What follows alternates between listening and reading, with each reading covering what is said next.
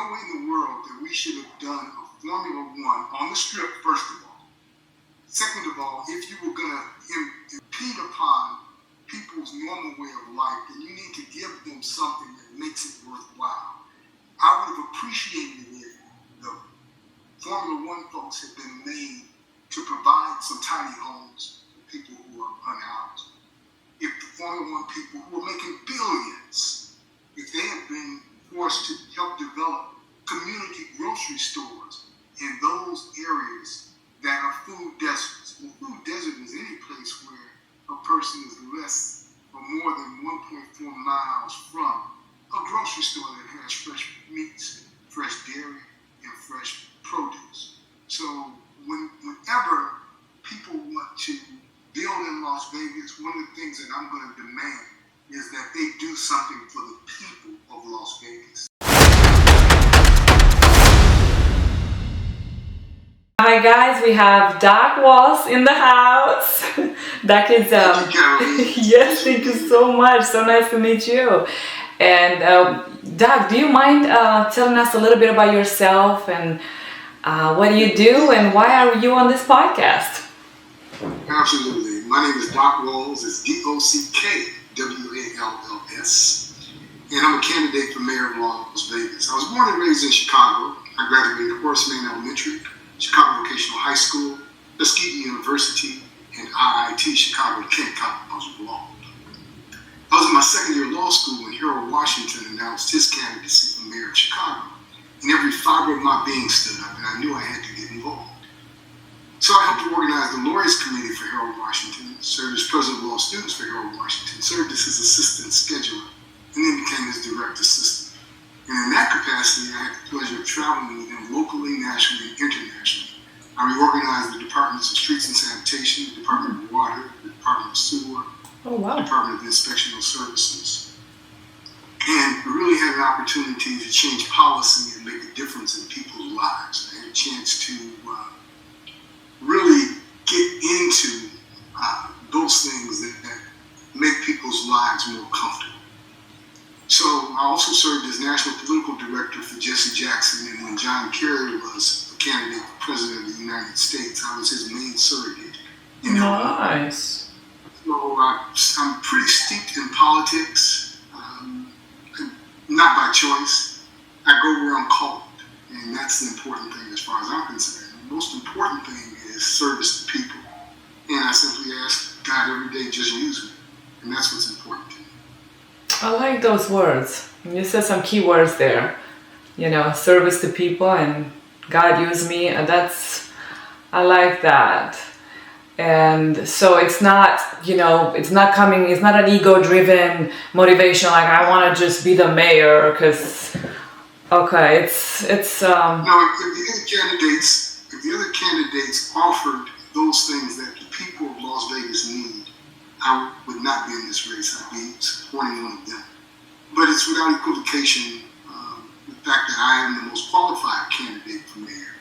Additionally, I'm the only candidate for mayor with the vision, ability, and a comprehensive plan to transform Las Vegas from just an international tourist destination into a safe and secure world-class city that is specifically designed to ensure the prosperity of every single resident and leave no one behind.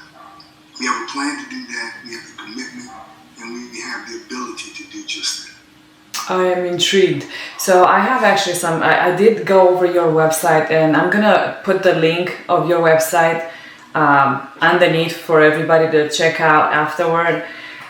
It's thorough. There's a lot of stuff in there and it's intense. I was very impressed. You said you aim to create a Vegas Department on Aging to assist our senior citizens. Can you elaborate on the services this department would offer? Yeah, currently the state of Nevada has a program for senior citizens, but it starts at age 60. And that's too late because at age 60, many people are retired or are in the process of retirement. I think it's important that we begin to ramp up towards retirement at the age of 50 because people need to begin to plan financially to ensure that they have enough money to last their lifetime. Additionally, they have to redevelop develop relationships with family members. It's a difference between when you're working a job every day and seeing your family every once in a while, as opposed to when you are retired and you're seeing them all the time. It's a different relationship. But just in general, there are a lot of services that senior citizens need, right, that they need to begin to prepare themselves for. So I think it's important that we provide services to our senior citizens to ensure that they're able to live out the rest of their lives comfortably. Mm-hmm. Are we talking about implementing nutrition programs or physical and social activities, like stuff like that, or maybe Yes, educational? absolutely, yeah. Mm-hmm. All of the above, because there are some people who retire and decide that they're going to go into another career. So they have to know what their options are. They have to improve their skills, enhance their ability to really function in today's society. So we want to make certain that everybody has what they need, that our senior citizens have what they need to launch into their retirement, their golden years. I see, yeah. What about housing assistance? Are we considering, maybe healthcare services and housing assistance, or how are these? You're smiling in approval, in agreement. Housing is a human right, and it is challenging once you're on fixed income to ensure that you have a place to live. Yeah. So we want to make certain that the senior citizen prepared for all of those eventualities, as well as the healthcare concerns, because as you age, you have more and more healthcare concerns. So you have to know what your options are, and they have to be affordable options. So we want to make certain that we have affordable housing and affordable healthcare. But most importantly, we want to make certain that our healthcare providers understand that senior citizens, even when they're diminished in capacity, have to be protected, and they have to receive first-class services, healthcare services, and that their needs are not neglected. Yeah, I agree. I have a soft spot for senior citizens as well. A lot of respect. Also, another point that was very interesting, education. Another topic that I could go on and on forever because, education is a major focus on your platform, which is brilliant. What changes would you propose to enhance public school education? Well, currently, Nevada is 48th or 49th when it comes to funding of education. So we have to certainly improve our funding schedule to make certain that we are providing adequate funding for education. We have to provide a superior public school education for each and every individual child, whether that child has parents or no parents to advocate for them, whether that child is an orphan. They have to have the same rights and same opportunities as any other child. So that transcends the development of modern buildings with just state-of-the-art equipment and facilities which are conducive to safe and potentially productive education environments. We certainly have to teach our children science, technology, engineering, and math. But we also have to teach them the arts. We have to teach them the humanities. We have to teach them languages. We have to teach our children philosophy and logic. We have to teach them to reason. And that's so critical and important. But they also have to have just humanality. So part of that has to be ingrained through the educational process. We also have to teach them vocational skills because every child is not going to college. So we want them to be able to enter the workforce with skills that provide them the confidence to elevate themselves and reach the highest level and achieve their highest potential. I agree. That's critical and important. We certainly have to make certain that our children are safe in schools. We just had a shooting here at UNLV. Oh my gosh, we have to have good precautions. It's sad, but we have to make sure that our children are safe. Safety is always job one. I agree. One thing you didn't mention was financial literacy. Like, are they going to learn about money and maybe how to be financially free before the age of 50? Absolutely. We think it's imperative that our children learn how to manage their money and how to make money, and how to appreciate money, and how to hold on to more of their money. And I think we lead by example because one of my mottos is going to tax less and do more. We're going to provide more safety and more service. And we want our children to understand how important it is to get out here in this world, but to make wise decisions. You know, there's an age-old adage, a fool in their money will soon part. So we want to make certain that they're not foolish when it comes to finances.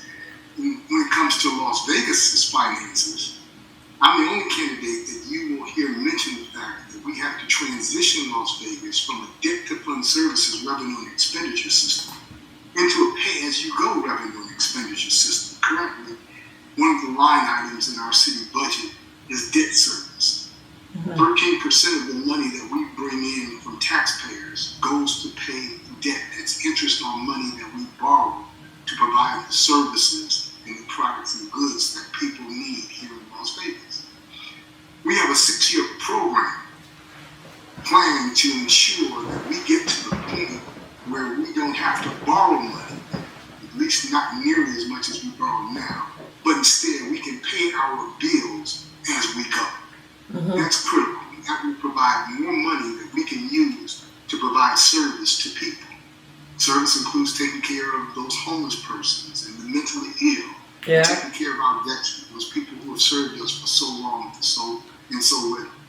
So we have, to be financially fiscal here in Las Vegas as a city, but we also want that to trickle down to our children.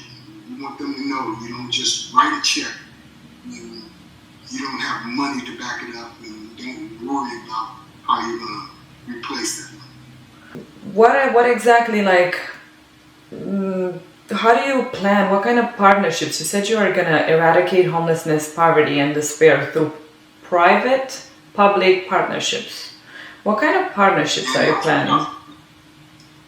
So, currently what I do relative to the homeless is on Tuesdays, I join with an organization called Zen's Kitchen, and at 200 Master, every Tuesday, we feed homeless persons. We feed 400 to 500 homeless people every Tuesday.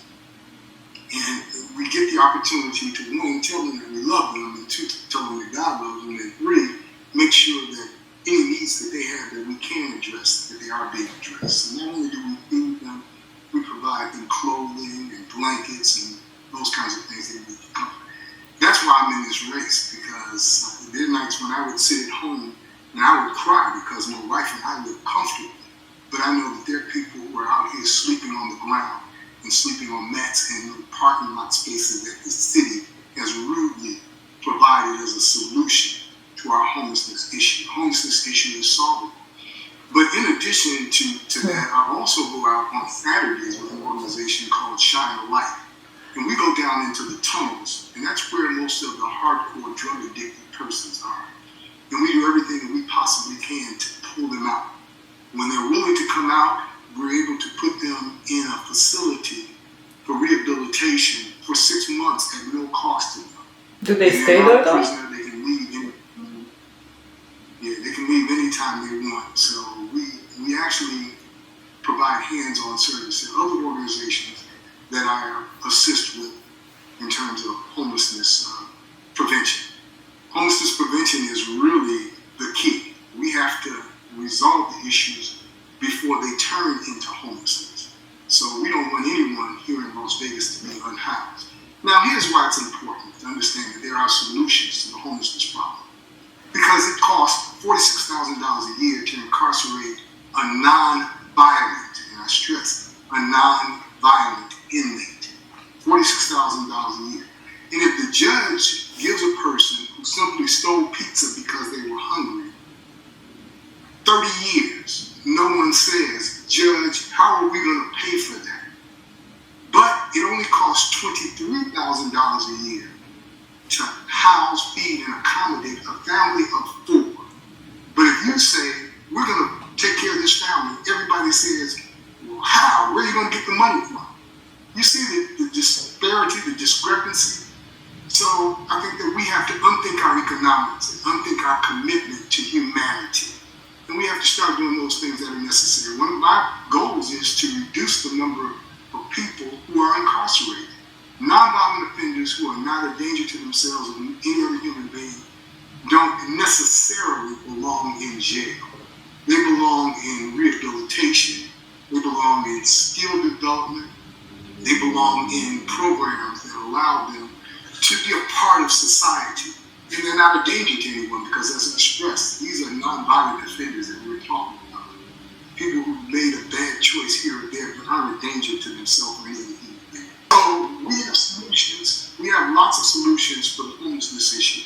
And I'm going to go on for just another minute because many of our homeless are veterans. But there are a lot of organizations here in Nevada that take care of those veterans. We have 260,000 veterans in Nevada, in Las Vegas, in the valley. And many of them are homeless.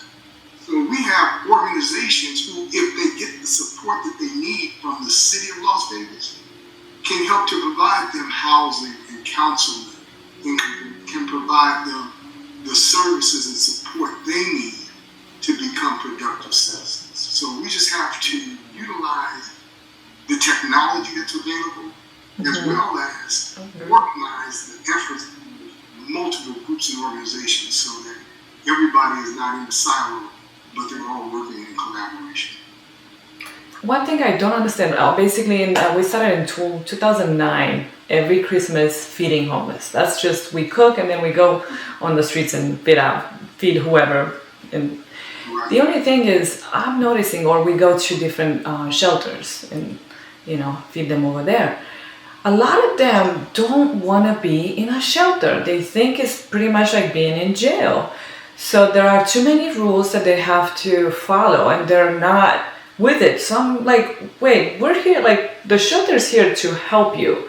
I guess the shelter says you can't have alcohol, you can't have drugs, you can't do this, you can't come in late. So Well, you have a major concern. When you go into the shelter, you have to relinquish everything that you own. and a lot of them are not with it. They're Your belongings. And many of these things may not mean anything to the average onlooker, but they mean something to those persons. That is part of their value in life. So yes, there's an issue with shelters. So I don't believe in homeless shelters or homeless enclaves. I don't believe in that. I believe that we have to build tiny home communities okay. such that we can integrate the homeless and veterans who may even have some issues into those communities. And that community might be 90% people who are working every day, 10% homeless, 10% people who are served in our military and might have issues in terms of being housed, or issues in terms of mental health, or issues in terms of just trying to find their way, having a sense of direction. The reason you have mixed income community is so that they can help the people in the community to help those people who are in need. Homeless people can't help homeless people. Challenged veterans can't help challenged veterans. So we have to have real solutions that include the entire community. Now, I mentioned just briefly tiny homes communities. People don't want in their backyard a homeless encampment. Most people wouldn't mind if there was a mixed income community that included people who were administrators for companies and managers for companies, and people who were working every day and putting their clothes on just like everyone else puts their clothes on, and students and young families that are using that small or tiny home as a starter home, or senior citizens who have chosen to downsize. I mean, I envision a community that's totally representative of all of Las Vegas. But the key to that is you include in that naming rights. But just like we have Allegiant Stadium as the name of the Las Vegas Raiders Stadium, we could have the Microsoft Tiny Homes community here in Las Vegas, and Microsoft would help to train the people who live in those communities, in those tiny homes communities, but they could also help to provide some funding to ensure that those persons who are unable to work for whatever reason are not a drag on the society. Mm-hmm. So that's that's what I mean when I say public, private, and not-for-profit partnerships to eradicate homelessness, poverty, and despair. Since they lifted the moratorium post-COVID, there was a moratorium during COVID which said that landlords could not kick people out. You could not evict people. Since they lifted that moratorium, you have 125 people a day who are being evicted. And many of these are young families whose breadwinner died during COVID. So the whole family fell off the cliff because the mother may have been on a schedule that included, providing quality of life for their children and ensuring they get to school and protecting them, and may not have had the skills to work. And then you have some people who have mental disabilities, who can't, really make their way in society. So we can't stigmatize homelessness or unhousedness. That's we have correct. to understand that it can happen to any and all of us because most people are just 2 paychecks away from being homeless. You never know. We can't forget about those that are in need. And I like your empathy, and I like, how that sensitive side. I just wonder, like, if they can't follow some rules in the shelter, how are they gonna do in this community? And is this community like basically like an enclosed type of kibbutz looking? Those like they have in Israel, the kibbutz looking. Is this like a socialist little concept where they live in these little homes, and how do they survive? Who pays for all these things? Good question. First of all, I want to stress the fact that we feed 400 to 500 people a day. And the beauty is I enjoy the fact that I get to hand them their food and I get to look them in the eye and tell them I love you. Love means that I care for you, that I'm wanting your well-being, your justice, your value, your goodness, your mercy, and your grace. And they look me back in the eye and say, I love you and thank you for being out here. So, and they go and they sleep under the canopy that the city has erected as a solution to homelessness. And it isn't a solution, it's a travesty and shame.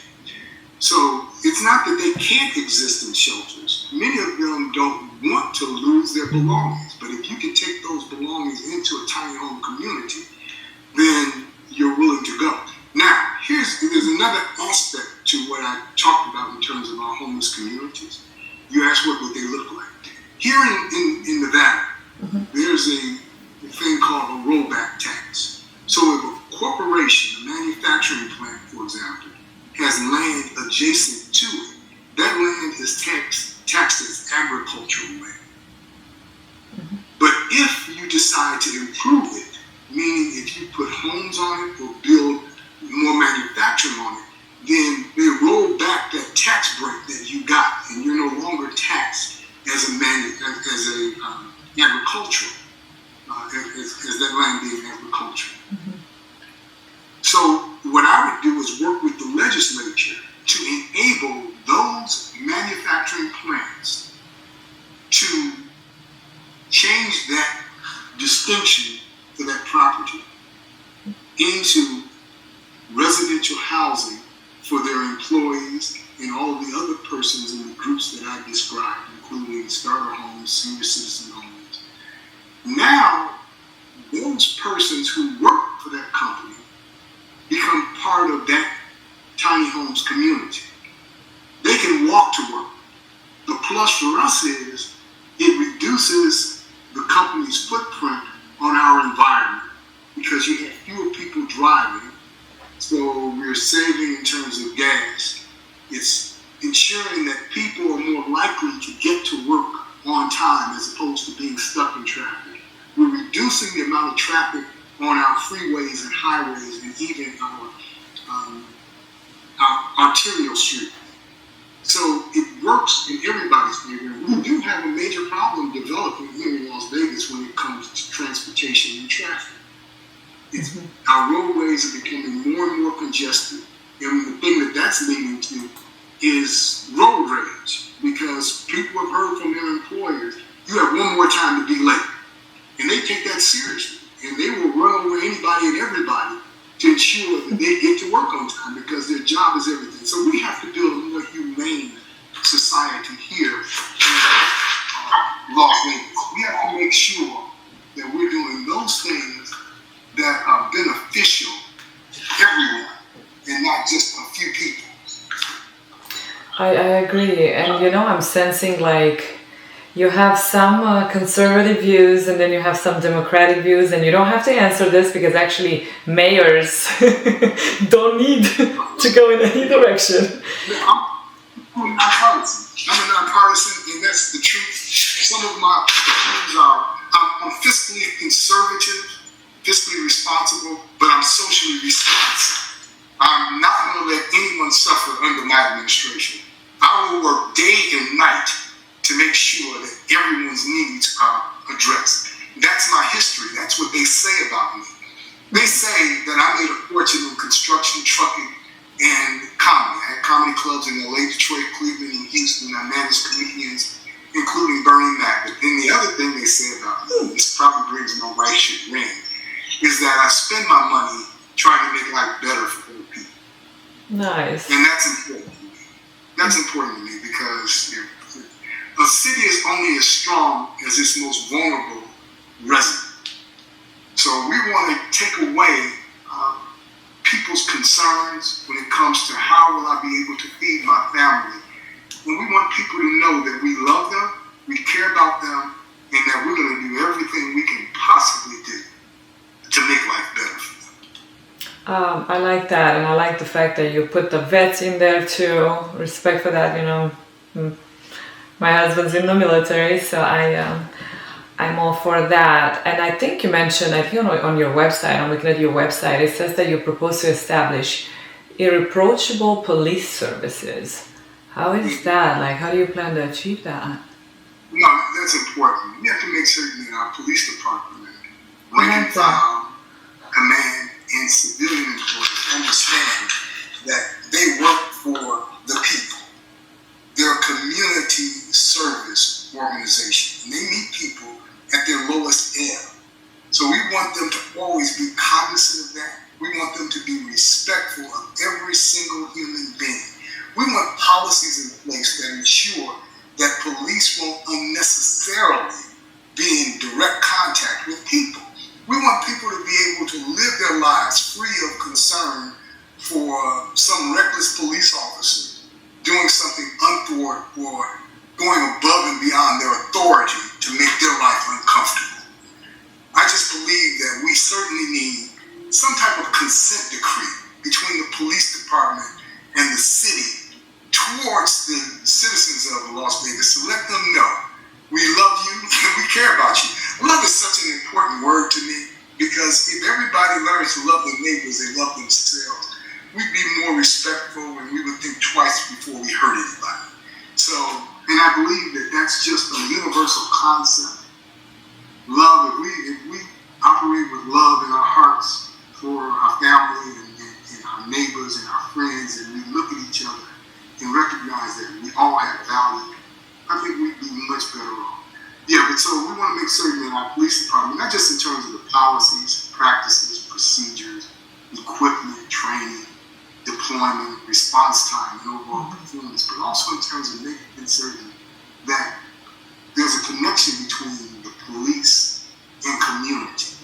So for me, that starts with things like roll calls, outdoor roll calls, where the police line up and receive their orders or instructions for the day or insight for the day. Mm-hmm. And it's done in public while the police are standing there in parade dress, but as soon as that's over, as soon as they've gotten instructions, they're not able to mingle with any of the citizens that have come out to meet them and to watch this take place so that they can hear, and they come out so that they can hear what's going on, so that they can be aware of concerns, if there are sex offenders in the area, if there's human trafficking going on. We have a burgeoning gang problem here in Las Vegas, which we're going to have to address. Yeah. So we want people to hear firsthand what's going on. The news can't convey everything, and you can't get all of it through social media. So we want to have outlets for people so that they can be engaged and involved. But after the police have received their roll call information, we would then like for them to spend a little time with the people in the community, get to know know the people whom they are servicing, the people whom they are policing, the people whose, cats they help get out of the tree. We want the police and the community to have a relationship. And it's not pie in the sky.